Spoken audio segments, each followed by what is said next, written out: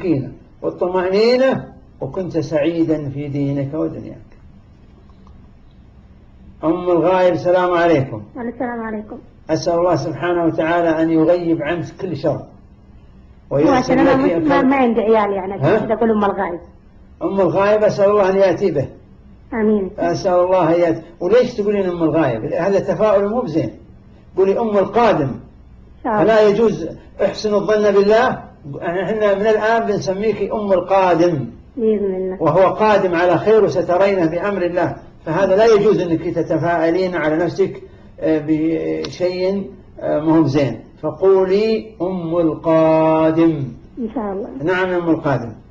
كيف أعرف أن الخواطر اللي عندي من الشيطان أو من نفسي يعني؟ بسيطة. أي شيء يبعدك عن طاعة فهو من الشيطان، وأي شيء يقربك إلى طاعة فهو من الرحمن.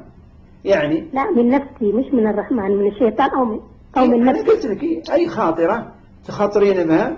افرضي أنك قلتي أذن الآن العشاء وقلتي طيب أنا بروح أزور أختي، هذا وصل. هذا وشه وصل صح؟ نعم. هذا ظاهر إيش؟ صلة. أي. بعدين قلتي طيب أصلي العشاء هنا ولا أصليها عند أختي؟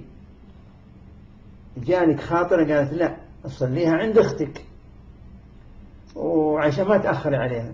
أي. ليش الخاطرة ذي يبغاك؟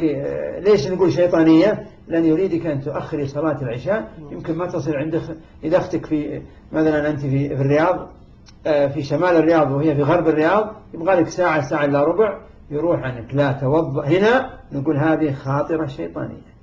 واحد أنا مثلا بطبيب، وهذه صارت معي أكثر من مرة، أجي مثلا يؤذن الظهر ثم أتذكر المريض الفلاني ما كتبت الدواء له، يقول لي الشيطان